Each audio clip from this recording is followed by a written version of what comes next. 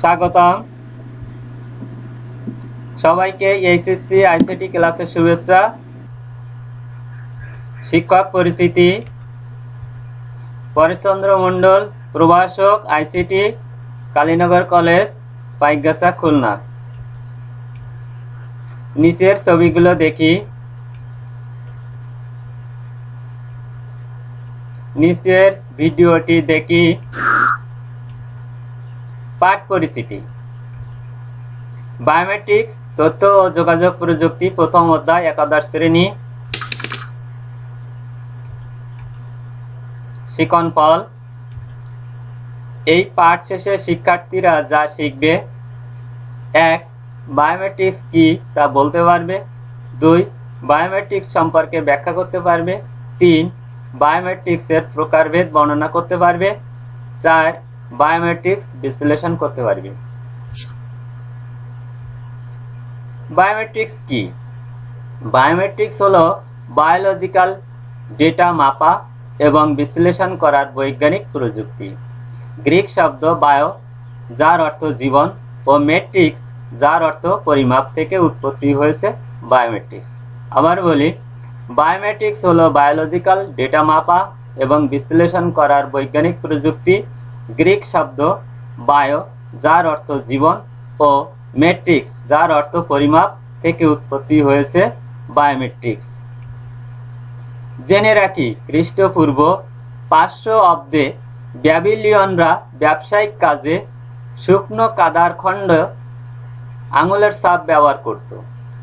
1400 শতকে চীনের ব্যবসায়ীরা শিশুদের শনাক্ত করতে আঙুলের ও পায়ের ছাপ ব্যবহার করত। 1891 সালে আর্জেন্টিনার জন বুসেটিস আঙুলের ছাপ ব্যবহার করে অপরাধী ধরার পদ্ধতি আবিষ্কার করেন। 1980-র দশকে এ পদ্ধতির ব্যাপক প্রসার ঘটেছে। বায়োমেট্রিক্সের প্রকারভেদ। বায়োমেট্রিক্সকে দুটি ভাগে ভাগ করা হয়েছে: শরীরবৃত্তীয় ও আচরণগত দিক থেকে। শরীরবৃত্তীয় দিক থেকে বায়োমেট্রিক্সকে 5 ভাগে ভাগ করা হয়েছে, যথা: 1. Face recognition, 2. Fingerprint, 3. Hand geometry, 4. Iris ও রেটিনা স্ক্যান, 5. ডিএনএ। আচরণগত দিক দিয়ে বায়োমেট্রিক্সকে 3 ভাগে ভাগ করা হয়েছে, যথা: 1. টাইপিং কি stroke, 2. Signature verification, 3. Voice recognition.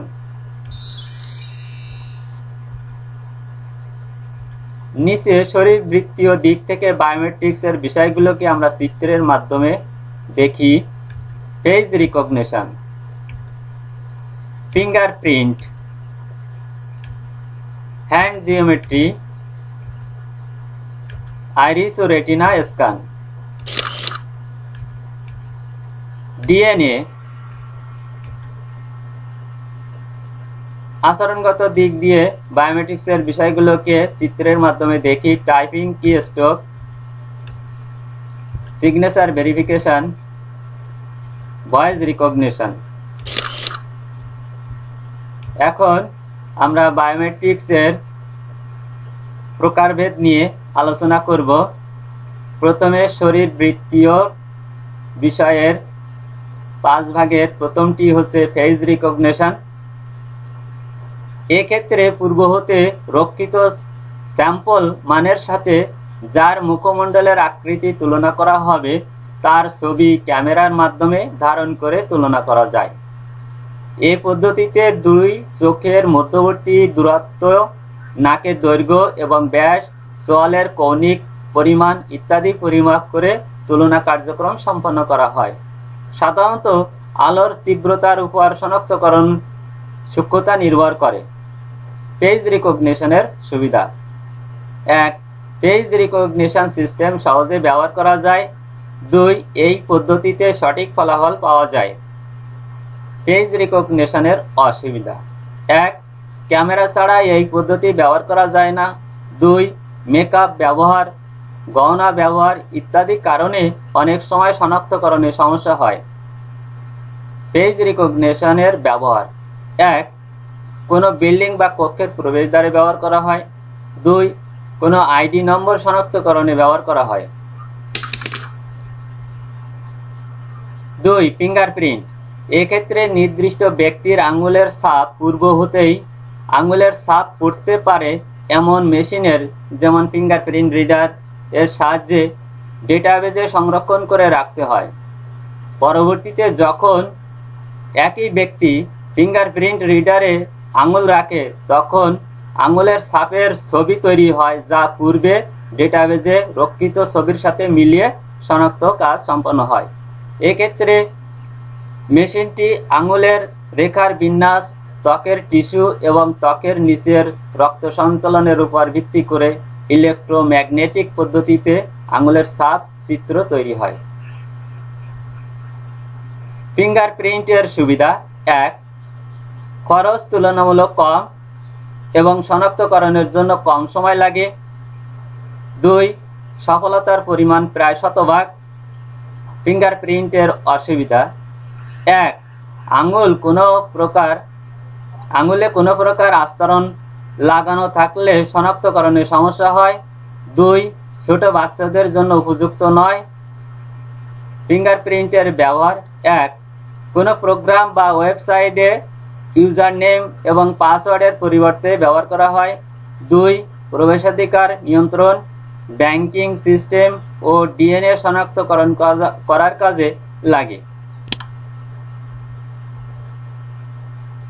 3. Hand geometry. প্রতিটি মানুষের হাতের আকৃতি ও জ্যামিতিক গঠন পরস্পর থেকে আলাদা। হ্যান্ড জিওমেট্রি পদ্ধতিতে বায়োমেট্রিক্স ডিভাইস দ্বারা মানুষের হাতের আকৃতি ও সাইজ নির্ণয়ের মাধ্যমে মানুষকে শনাক্তকরণ করা যায়। হ্যান্ড জিওমেট্রির সুবিধা: 1. ব্যবহার করা সহজ। 2. সিস্টেমে অল্প মেমোরির প্রয়োজন হয়। হ্যান্ড জিওমেট্রির অসুবিধা: 1. ডিভাইসগুলোর দাম তুলনামূলক বেশি। 2. ফিঙ্গারপ্রিন্টের চেয়ে ফলাফলের সূক্ষ্মতা কম। হ্যান্ড জিওমেট্রির ব্যবহার: এয়ারপোর্টের আগমন নির্গমন নিয়ন্ত্রণে ব্যবহৃত হয়। 2.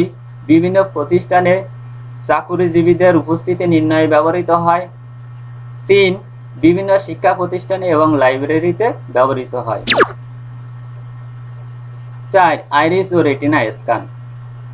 একজন মানুষের চোখের মণির দৃশ্যমান রঙিন অংশ অদ্বিতীয় ও স্থায়ী।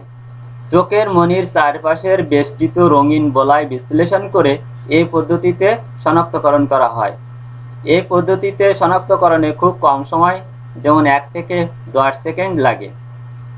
আইরিস ও রেটিনা স্ক্যানের সুবিধা: 1. শনাক্তকরণে খুবই কম সময় লাগে। 2. শনাক্তকরণে ফলাফলের সূক্ষ্মতা তুলনামূলকভাবে অনেক বেশি।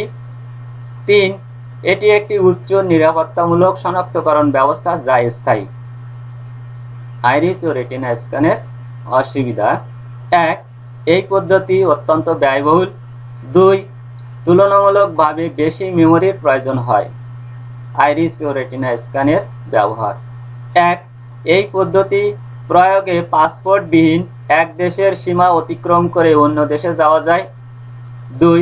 সরকারি গুরুত্বপূর্ণ প্রতিষ্ঠান, মিলিটারি ও আর্থিক প্রতিষ্ঠানে এই পদ্ধতি ব্যবহৃত হয়।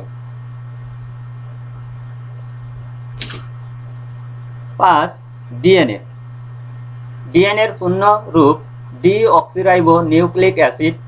একজন মানুষের সাথে অপর কোনো মানুষের ডিএনএ 99.9% অর্থাৎ 99.9% মিল, 0.1% অমিলের জন্যই মানুষে মানুষে এত ভিন্নতা ও বৈচিত্র্য।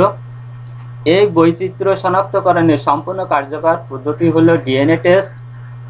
স্ট্রাকচারাল বায়োলজির ক্ষেত্রে ডিএনএর গঠন এবং বিভিন্ন আন্তঃসম্পর্কীয় বিষয়ে মডেলিং ও সিমুলেশন তৈরিতে এ কৌশল সহায়তা করে। ডিএনএর সুবিধা: 1. এ পদ্ধতিতে কোনো ভুল না থাকলে শনাক্তকরণের সফলতার পরিমাণ প্রায় শতভাগ। ডিএনএর ব্যবহার: 1. অপরাধী শনাক্তকরণে ব্যবহৃত হয়। 2. পিতৃত্ব নির্ণয়ে ব্যবহৃত হয়। 3. বিকৃত শবদেহ শনাক্তকরণে ব্যবহৃত হয়। 4. লুপ্ত প্রায় প্রাণীদের বংশবৃদ্ধির জন্য ব্যবহৃত হয়। 5 চিকিৎসা বিজ্ঞানে ব্যবহৃত হয়।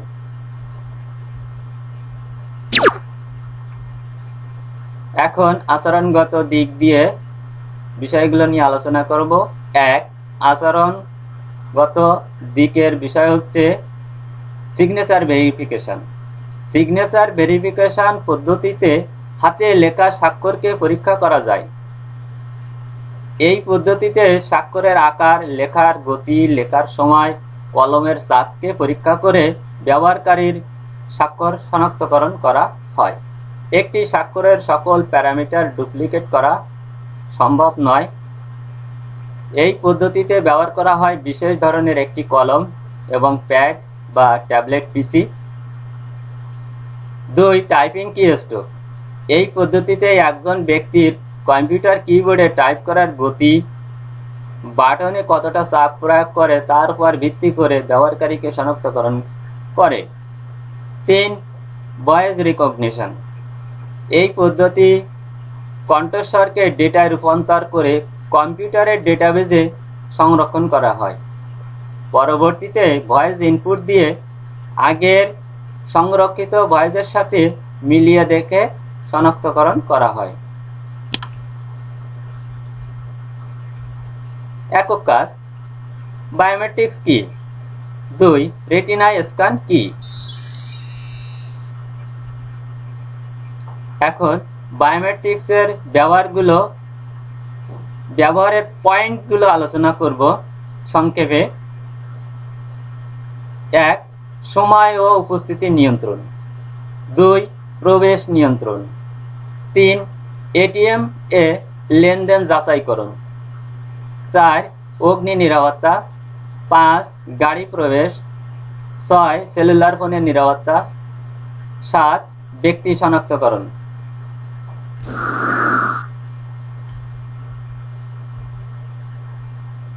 দলীয় কাজ। 1 ব্যক্তি শনাক্তকরণে কোন প্রযুক্তি ব্যবহার করা হয়? 2 হ্যান্ড জিওমেট্রি ব্যবহার করে মানুষকে অদ্বিতীয়ভাবে চিহ্নিত করা যায়।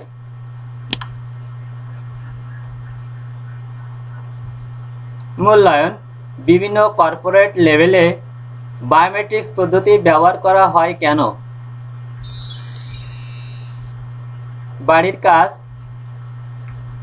ফিঙ্গারপ্রিন্ট ও আইরিস ও রেটিনা স্ক্যান প্রযুক্তি দুটির তুলনামূলক বিশ্লেষণ করো। ধন্যবাদ। Thank you.